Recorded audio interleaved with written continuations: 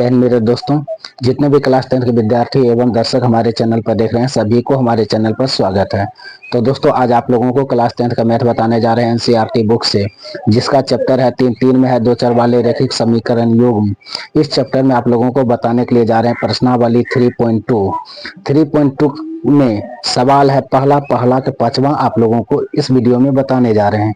तो चलिए दोस्तों, ज्यादा समय नहीं लेते हुए सवाल की ओर चलते हैं। सवाल क्या कह रहा है, निम्नलिखित समीकरण युग्म को प्रतिस्थापन विधि से हल कीजिए। तो यहाँ पर देखिए, पांचवा मेरा दो रेखिक समीकरण है। इस रेखिक समीकरण को हमें क्या करना है, प्रतिस्थापन विधि से हल करना है। तो हम यहाँ पर सबसे पहले क्या करेंगे, लिखेंगे सॉल्यूशन, और प्रतिस्थापन विधि से हल करना है तो हम लिख देते हैं प्रतिस्थापन विधि। प्रतिस्थापन विधि है। तो हम लिखेंगे, यहाँ पर सवाल में दिया है तो हम लिखेंगे दिया है,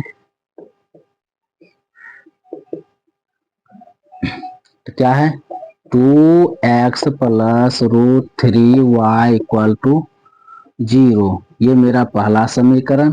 तो √3x प्लस माइनस होगा यहाँ पर, तो माइनस √8y इक्वल टू 0। ये मेरा दूसरा समीकरण है। ठीक है, अब हम समीकरण 1 से चलेंगे, तो लिखेंगे समीकरण 1 से। ठीक है, समीकरण 1 क्या है, √2x plus √3y equal to 0।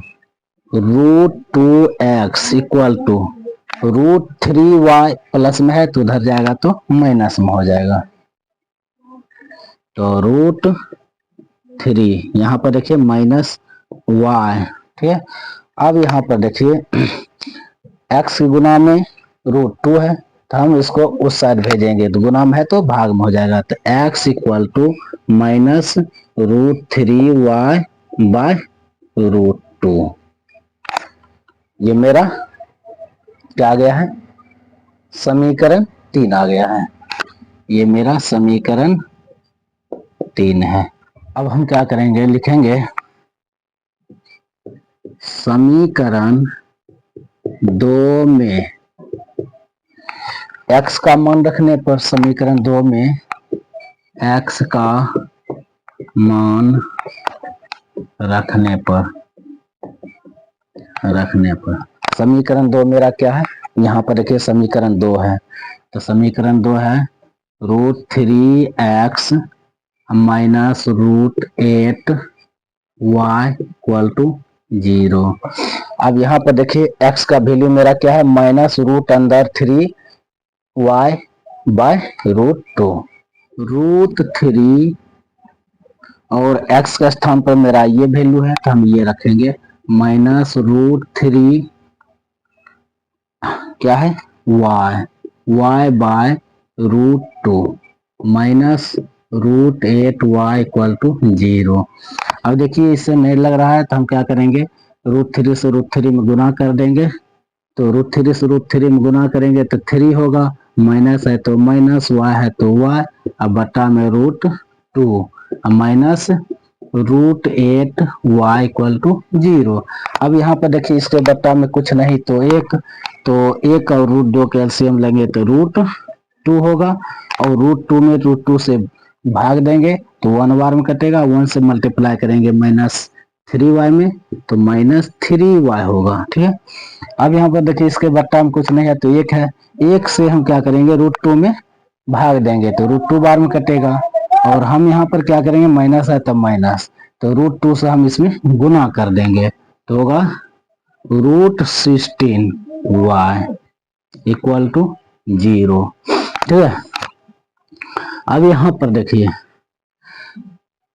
यहाँ पर 16 का वर्गमूल क्या होता है, 4 होता है, तो हम लिखेंगे माइनस 3y माइनस 4y। ठीक है, अब बट्टा में √2 है, ठीक, बराबर 0। अब देखिए हम क्या करेंगे, इसके बट्टा में कुछ नहीं तो 1, हम क्या करेंगे, क्रॉस मल्टीप्लीकेशन करेंगे, यानी कोना कोनी गुना करेंगे, 1 से गुना करेंगे हम, इसमें क्या होगा माइनस 3y माइनस 4y ठीक है। अब यहाँ पर देखिए हम √2 से 0 में गुना करेंगे तो 0 होगा। अब हम इनको जोड़ेंगे तो क्या होगा, -3y और -4y दोनों को जोड़ेंगे तो -7y बराबर 0। अब यहाँ पर देखिए, अब माइनस में 7y है तो y गुना में क्या है, 7 है, माइनस में है तो हम क्या करेंगे, उधर जाएगा तो भाग में होगा, भाग में होगा तो 0 होगा, तो y बराबर 0। y का मान मेरा आ गया है 0, तो मेरा एक आंसर ये आ गया है। ठीक है, y का वैल्यू आ गया है 0। अब हम क्या करेंगे, y का मान हम समीकरण 3 में रखेंगे, y का मान समीकरण 3 में रखेंगे। तो देखिए हम यहाँ पर लिखते हैं, समीकरण 3 में y का मान रखने पर, ठीक है, y का मान रखने पर समीकरण 3 मेरा क्या है, x equal to √3y by √2। ठीक है, तो x इक्वल टू √3। अब देखिए y का वैल्यू क्या है, 0 है, तो हम यहाँ पर y का स्थान पर 0 देंगे, √2। तो यहाँ पर देखिए 0 से गुना करेंगे √2 में तो 0 होगा, तो x इक्वल टू 0 बाय √2। जब भी हम 0 में भाग देंगे किसी भी अंक से तो 0 ही होता है, इसलिए x इक्वल टू 0। तो देखिए ये मेरा आंसर आ गया।